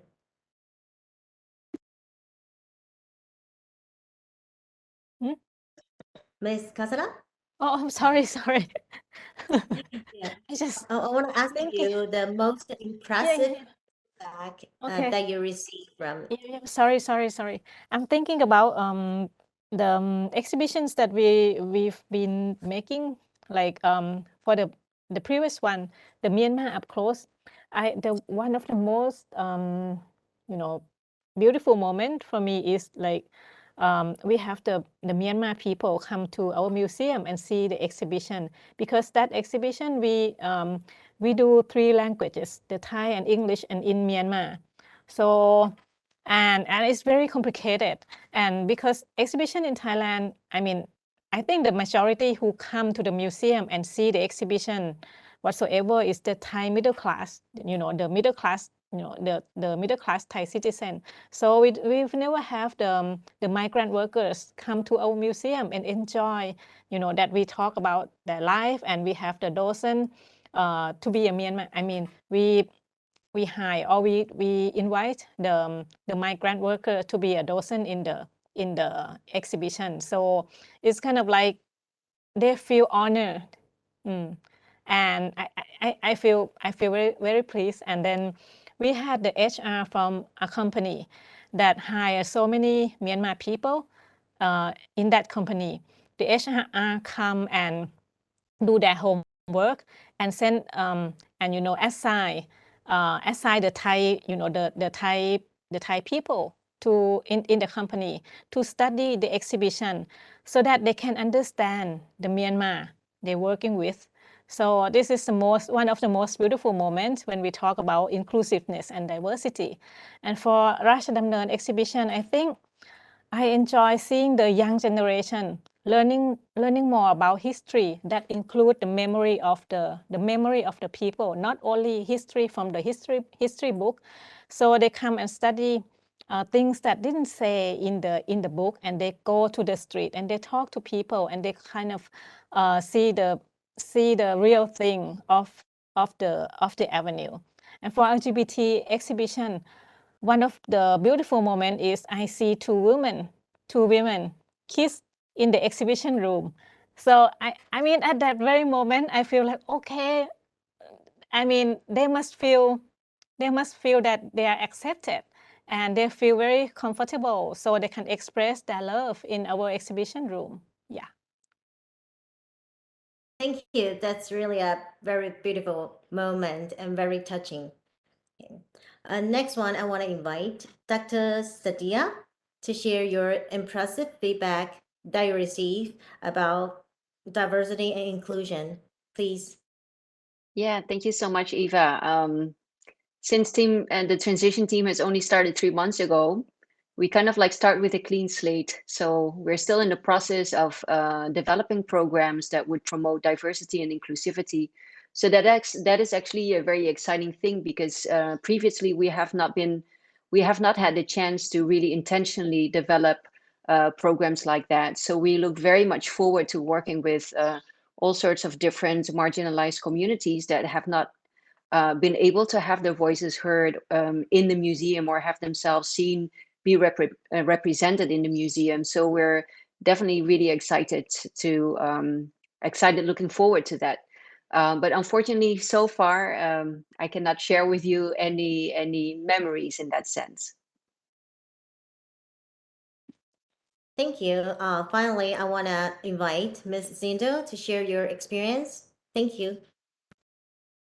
Yeah, I have a million stories, but actually the most impressive thing I experienced was actually I was working in 2014 with young women from Germany, from migrant families. So they were really like coming from histories of being the parents were unemployed for a long time and they have no access to like museums as their space, so let's say. So they are coming from rural areas in Berlin, and they have to deal with lots of biases and a lot of struggles. So they experience a lot of that, and they really were never to a museum. And they were in a working group. We were bonding with a youth center for young women in these precarious situations. And there was a group of, I think, 40 young women. They were like 14, 15 years old by this time. And they were working in the museum for like 2 weeks. And then after 1 year, 2 weeks again. And they really owned it afterwards. And then I think last year, a new student came in, and I recognized her as one of the participants of this project. And she was really the first person in her family to ever took up studies. And that really impressed me because she chose like art history. And that was really, really a nice come up, because she really made the museum her place, and it was meaningful, became meaningful to her. Before that, she never had any thing to do with a museum, because they didn't tell stories. No one ever went there before from her family, and now she really made it her own, and that really impressed me, because otherwise you always have like these projects to involve people, and it's like more like showing off, I would say. So, and often people are used as a token, and this was really like integrating, and I really found it beautiful. Thank you, Ms. Zindel, and thank you all the commentators and speakers for sharing. And this concludes the general discussion section. Thank you for your participation. And our most grateful appreciation goes to the speakers from Taiwan and abroad who took time out of their busy schedule to share their expertise and insights with our audience. Now, let's invite the organizer of this symposium, Ms. Phaedra Feng, for acknowledgement. Please welcome Phaedra. Thank you, Eva, for this very fluent moderation, and really thank you all, the speakers, and also our participants today joining this session.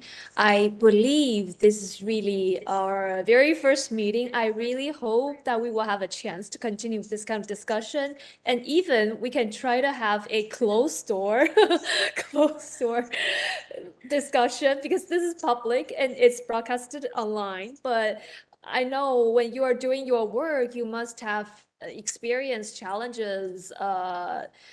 For example, in a lot of Asian countries, if you're doing an exhibition concerning LGBTQ plus population, like Kusra's team has done, you probably will encounter a lot of protests. Yes. But yeah, so maybe we can arrange a closed door meeting, but really after we have concluded our yearly projects, because we are in November right now, and November is such a busy month for almost everybody. So probably we can consider a spring closed door meeting and sharing with each other the experiences, because although we are trying to highlight the unique experiences we have in the Asia Pacific region, but really when we are talking about diversity and inclusion, we have this very common concepts and principles allowing all of us to achieve such goals. And so I truly hope that we will have a follow-up discussion and closed door. That is probably something we have to do. Yes. Yes, so thank you again for everybody, and we will be sharing the feedback survey in the chat room. So the microphone is handed back to Eva. Thank you. Thank you, Phaedra. Ladies and gentlemen, this is the end of today's section. Thank you for your participation, and we sincerely invite you to tune in to the recording of the symposium and lecture on National Taiwan Museum's YouTube page, and visit the museum's exhibition that introduced the cultural diversity of Taiwan, including the permanent exhibition Exploring Taiwan and Miss Emily Yuan, special exhibition, A Centenary Dialogue. And also, please kindly complete our feedback survey to help us to improve our events in the future. And you may find the link in the chat room and on the screen. And here's a reminder, all the speakers and commentators, would you please stay online after this meeting? Our staff will reach out to you to discuss the details of your payments. Thank you for your assistance. And thanks to all of you again for joining us today. We wish you all the best and see you next time. Bye-bye. Thank you. Thank you, Eva. Thank you very much. 辛苦了. And for all our speakers, I have actually sent you an email during your talk when you're talking. So it is just administration information that we would like you to help us complete. And this project will end very soon before the end of November. So this is something that we would like you to help with. And that's all. That's all. Thank you. Petra, I would like to say sorry. I'm so exciting and I'm so nervous. And so I skipped so many paragraphs in my presentation. I'm sorry. It is all right. And all, I think you did perfectly. And also for Yvonne, I will ask our contractor to, post editing your slides onto the video so that I think it's not a big problem, just stick something onto a certain part. So don't worry about that. I can send the presentation. I just added 2 slides, so I can send this sure, presentation to you sure. as well. So then you just can put in Yeah, those. I don't know. Yeah. That makes That would be great. Thank you. It's all right. Thank you. Thank you. It was very Thank interesting. you. Thank you. Bye-bye. Yeah. And Bye-bye. bye. Thank you, Ralf. Bye-bye. Thank you And so much. thank you, Sadiah. Sadiah, thank Bye. you. Thank you, I hope. Sadiah. Yeah, Thanks. it's very exciting to know that in Indonesia there is such a big project going on. And as you see, Emily Yuan, one of the purpose of this symposium is to put you all together so that you probably will have some Sadiah, follow-up. can we collaborate in the future? Exactly. Same here. Yeah. Yeah. So Yes. that's It is I amazing. meet Yeah. Sadiah after 10 years. I think Yes. last time we were in Vienna. Something like